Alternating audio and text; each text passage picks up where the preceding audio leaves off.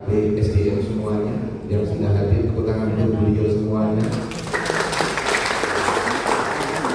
Juga Bapak Direktur dari Universitas Prima lagi bersama jajaran, terima kasih. Rekan-rekan Forkompimda semuanya, terima kasih yang terus menjaga Kepulauan Nias ini. Dan hari ini saya merasa berbahagia, satu pulau 5 bupati menandatangani komitmen manajemen talenta. Ini luar biasa. Biasanya yang tanda tangan kalau saya datang itu satu wilayah 8, yang tanda tangan 6. Ini 100%. Jadi Pak Jati jangan lupa masukkan di media sosialnya BKN 100% daerah Kepulauan Nias siap manajemen talenta. Jadi Ibu dan Bapak, kita kan merasakan, saya terutama itu, kalau Bapak dan Ibu kan kepala daerah asli lama. Saya ini jadi penjabat gubernur 3 kali. Penjabat gubernur kan masanya pendek, 1 tahun, ya. Pertama itu hanya 7 bulan. Awal diterapkan manajemen open bidding 2016 lewat KASN. Saya jadi PJ gubernur 7 bulan. Open biddingnya hampir 4 bulan. Jadi panjang sekali prosesnya.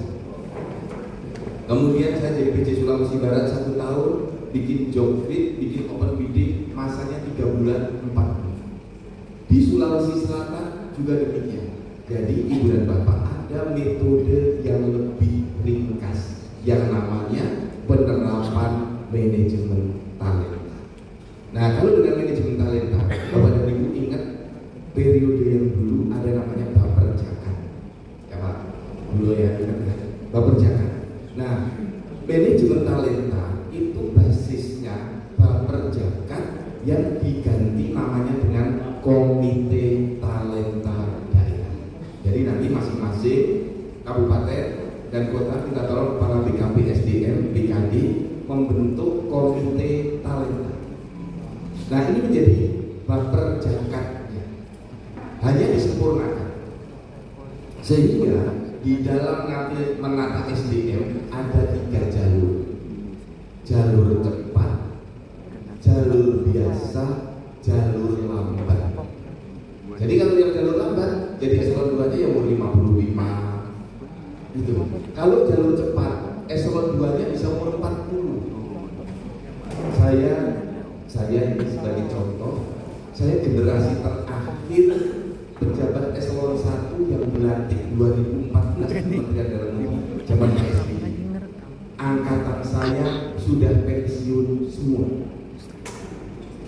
Saya waktu itu dipanggil Pak Gamawan, Pak Mendagri pada waktu bercerita, Pak Zudan, saya menerapkan metode duduk dalam jabatan dengan 3 jalur: jalur cepat, jalur biasa, jalur lambat.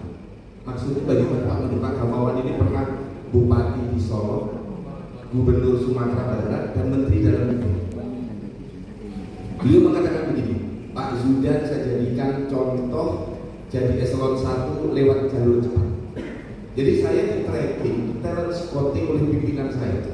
Saya jadi kepala seksi 1 kali, kepala bagian 1 kali, kepala biro 1 kali, kepala staf ahli menteri 1 kali, dirjen 1 kali, sesama BNPB 1 kali, kepala BKN 1 kali. Jadi semua jabatan 1 kali. Jadi trainingnya sebagai jalur cepat. Jadi umur 44 tahun saya jadi eselon 1. 12 tahun yang lalu, 2014 zaman Pak SBY. Nah, angkatan saya sudah habis. Apa pesan yang ingin saya sampaikan? Kita bisa mendesain karir melalui pimpinan. Tentu dalam berkarir, ASN tidak bisa sendiri.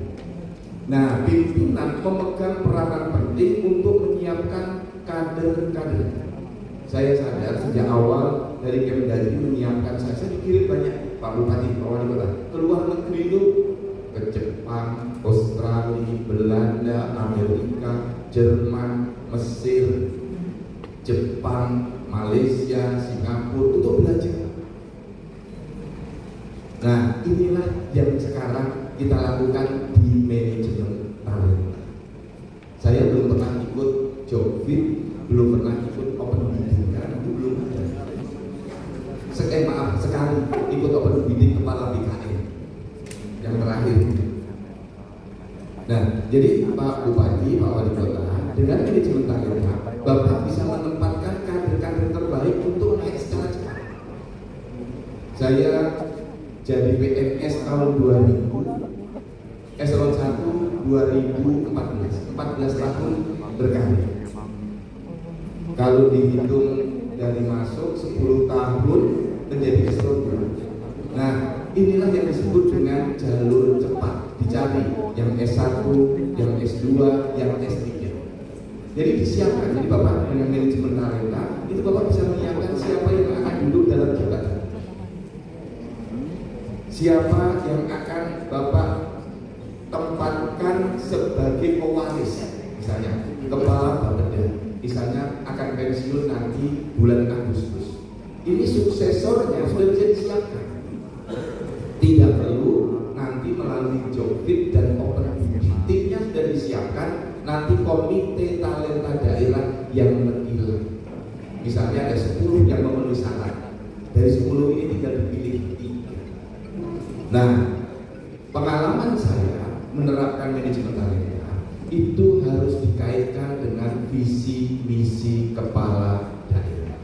Jadi tugas kita, rekan-rekan para kepala OPD yang hadir, tugas kita di sini, saya sebagai kepala BKN itu adalah HRD-nya Indonesia, Human Resource Development-nya Indonesia, menyiapkan SDM untuk